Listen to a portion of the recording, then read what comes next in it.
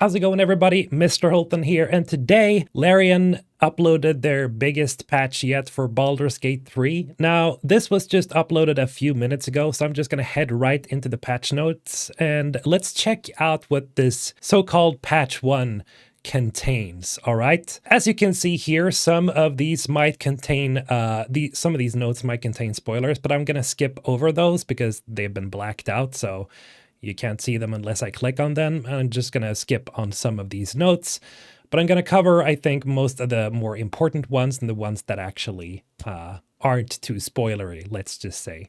So let's get right into it. Here we see that they're saying, today we're releasing our first major patch for Baldur's Gate 3, addressing over 1,000 bugs. And as you know, as I played through the entire game by now, yes, there are a fair bit of bugs that have needed some fixing. So let's see if they can, if they've actually done that. I would assume that some of these that I've encountered are probably among these. Balancing flow issues and much, much more. Patch 1 is too big for our usual patch notes due to Steam's character limit. So for the full notes, head on over to this link. So what can you expect from this update? Well, we've eliminated issues like NPCs who sometimes spot you when they really shouldn't be able to, floating items like mugs and newspapers that should abide the laws of gravity, and the conclusion to Shadow Heart's romance scene not triggering for some players, among others. With expansive systems come many unknowns, so our support team continues to work with you to relay any issues to us. Please don't hesitate to reach out with further reports. Remember to do that, guys. If you're playing through the game and you're experiencing bugs, remember to tell Larian about it. You can report it right on Steam. Patch 1 also tackles a few visual bugs and sprinkles on more post-launch polish. We'll bring back Short King Summer with better kissing contact for short races. And if some of you guys might have seen that whenever you were, in some cases at least, it seems to be, that when you're choosing a short race, like a gnome, you were like kissing Karlach between her pants instead of her actual face. So that seems to be fixed now. You won't be waiting long for patch 2, which is right around the corner. This update will feature significant performance improvements, but we'll also go into more detail about that closer to its release. In the meantime, did you know that, okay, so we see here, it's been over, like, people have been playing the game for over 200 million hours. Since launch, like collectively. That's insane. 22,000 years. Kind of a useless fact, but it's funny. The most popular race choice is currently Paladin, followed by Sorcerer, while the award for least popular class goes to Cleric. I could assume that would be the case. Yes, human and elf characters reign supreme. Right, okay. Interesting. Anyway, here are some, as you can see here, the blacked out sentences. I'm not going to read those. Fix the bug. We're listening in on a conversation as player 1, and the next thing, the dialogue prematurely could result in not being able to interact with anything anymore. Fixed an issue causing the reaction UI to not work correctly and potentially block progress in combat if you save the game in the middle of the reaction. Fixed loot in corpses sometimes not appearing in multiplayer until an item is dragged onto the corpse. I think that I've encountered that issue once. Fixed a bug causing you to get a game over screen after helping downed party members. That's never happened, but that's insane. Okay, fixed the Helm of Arcane Acuity crashing the game. Damn. The condition is now capped to 7 stacks. Never used that. Attacking an NPC during a dialogue after being downed will now get you arrested rather than giving you a game over screen. Really? Has that never happened to me either? Fixed an issue where characters could get stuck in an infinite falling loop. So they were falling through the map. Fixed an issue with Marcus being resurrected by players hitting him with a dual wield attack. The second it will no longer revive him. I don't know who Marcus is. Then we have some story flow and logic.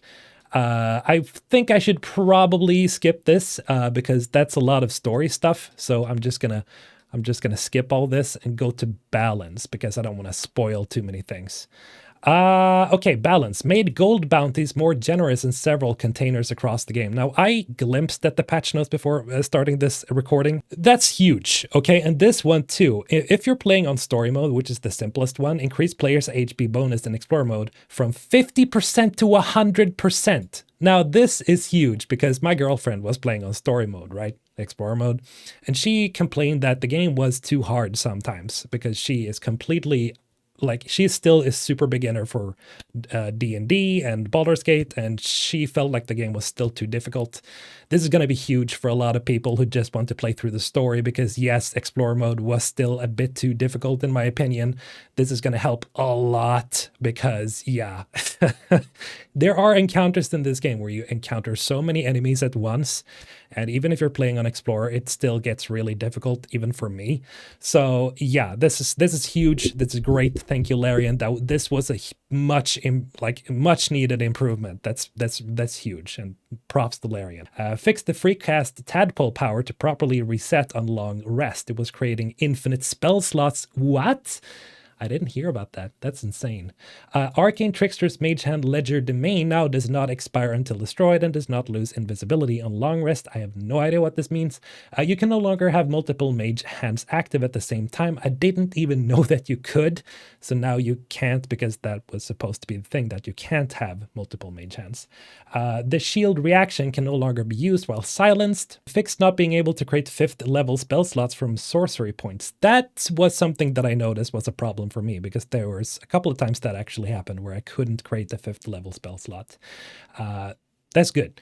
College of Lore bards can now pick which additional skill proficiency they receive. Bards that already have the College of Lore needs to respect to get this choice. Okay, so you need to like restart your build. I see. Okay, interesting. Made sure proper spell DC is applied during multicasting. That's good. Added spells to Bard's Magical Secrets feature, Banishing Smite, Animate Dead, Crusader's Mantle, Hunger of Hadar, Revivify, Sleetstorm, Rage of Enfeeblement, Web, Entangle, Hunter's Mark, Sanctuary, Thunderous Smite, Bone Chill, Eldritch Morphic Blast. Eldritch Morphic Blast? What's that? Firebolt, Ray of Frost, Sacred Flame.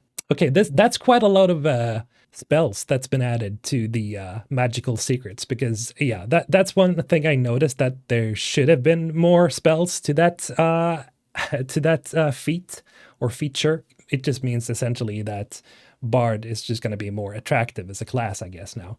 The Club of Hill Giant Strength now increases strength to 19 and not some puny 15. I never got the club, so I didn't even know about it, but damn, yeah, that's 15 is really bad for something that's supposed to give you hill giant strength. Fix the bug with ranged enemies reapplying Hunter's Mark constantly, even when not needed. Warlock's Pact of the Chain summons now get to use their extra attack more than once. That's really good, because I essentially just never used Pact of the Chain. I just went with the Pact of the weapon. Simply because it just makes your weapon magical, or you can summon another weapon into your hand. I just felt like it was like the pet or the familiar warlock just felt too weak. So that's great, you know, being able to attack with your imp twice. Fixed NPCs sometimes spotting you even if they're not supposed to be able to. That's nice. That's happened a couple of times, especially when you're playing when you're trying to be stealthy, or if you're playing a rogue, or if you're playing a shadow monk. That has happened a few times where, you know that you're not in their cone of vision. They still detect you. Fixed an issue where multiple rolls trigger if you walk along the edge of a cone of vision. Dance Macabre Ghouls will no longer kill you when you long rest. If you make a successful saving throw against the poison, you will now gain immunity to that specific poison for 2 turns. Okay, we have some more spoilers. We're just going to skip those. Enable trespass warnings for any additional characters that trespass after the first instead of immediately triggering combat. Usability. Fixed dialogue notifications like approval ratings and roll results disappearing too early. That's good. The launcher will now remember whether you choose DX11 or Vulcan. That's also really good. However, I keep using DX11 now because it's more stable for me. Fixed the incorrect amount of goals being displayed in all the UI menus if the amount is too large. Okay, fix spells like Hex, randomly shifting in order, causing you to misclick if you're moving and clicking around intuitively. That's actually good, because that's one thing I've noticed when I was playing Warlock, is that the different subcategories when you're using Hex, that being, strength or constitution, whatever, that you want to, Hex, it always just jumps around. So you never know if I want to pick strength, it should always be at the same place. Right, but it just shifts around, and you have to search through all the the different hexes. This is really good. Fix players who are merely listening in on dialogue being able to skip lines. That's a huge issue whenever we were playing multiplayer, me and my fiance.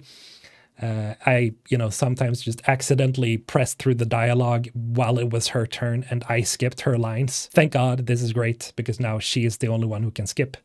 Fixed an issue with camp supply values for the second local player and multiplayer if they joined during a game. Long rests will, alas, no longer cost nothing. This one, you can no longer interact with another player's inventory, e.g. send multi-selected items or use their items if their inventory is locked. Now, I would assume that this means because if you're playing with a friend and the friend is in the game with you currently, that you can't just, use their inventory, I guess, and move things over and whatnot. But I wonder if this still allows you to move around items even if your friend is not online. So say they jump out of the game, will you still be able to move around their inventory? Because if not, that would kind of seriously hamper the playthrough because you can't always play with your friend in your campaign, unfortunately. Fixed the critical hit text sometimes not appearing. That's good. Improved the performance of the minimap. Nice. Dyed armor will now appear in the right color. Okay, cool. Thank you. Yes, that was an issue that I always noticed that whenever I leveled up, that the color of your clothes, even if you had dyed them, they were still just the default one. That's cool.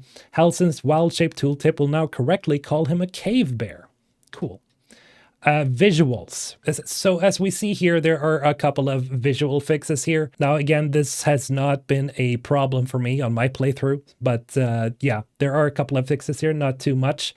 Fixed the modesty filter not working on Dragonborns, for example. Fixed earrings on Tiefling female strong character models. There seems to have been an issue there. Cinematic scenes. I think I'm going to skip over this because again, we don't want to spoil stuff, so we're just going to leave this be.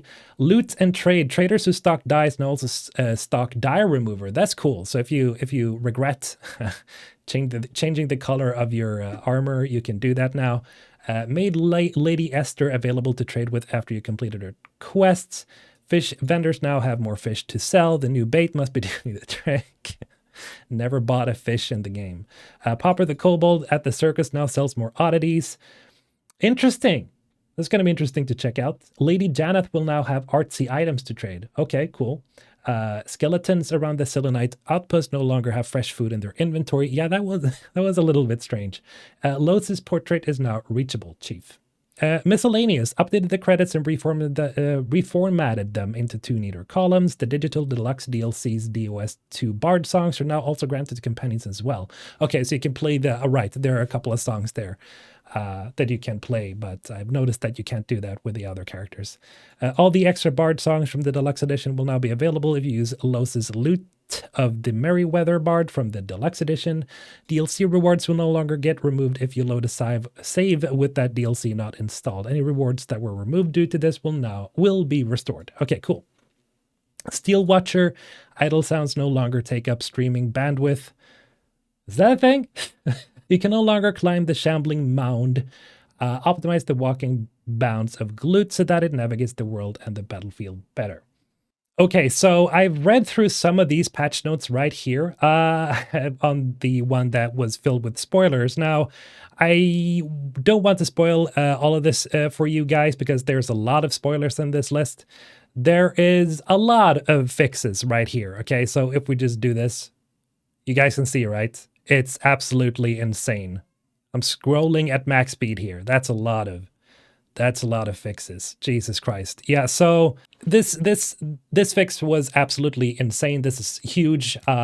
Unfortunately, though, you can't see, it seems like you still can't change the appearance of your character. That seems to be something that they're still cooking. But I really liked some of these fixes, like the fact that they're increasing the story mode health from 50, with basically 50% extra health, which is great for people who are just starting out and just want to play on story mode. That's great. And then, of course, some of these other improvements are just really great overall, like the gold bounties. You're now going to be making much more gold, especially from the big heaps of gold you find throughout the game. Yeah, this was a much needed patch, especially after reading all of the fixes. It's going to be huge. So remember to go check this out later on when you have the time to play the game. I'm really excited for the next patch, patch 2, because that will probably introduce some pretty great fixes and some features overall, I would suspect. In any case, that's all I wanted to do for today. I just wanted to cover this patch. Thank you for watching as always, and have a great day. Mr. Holton signing out.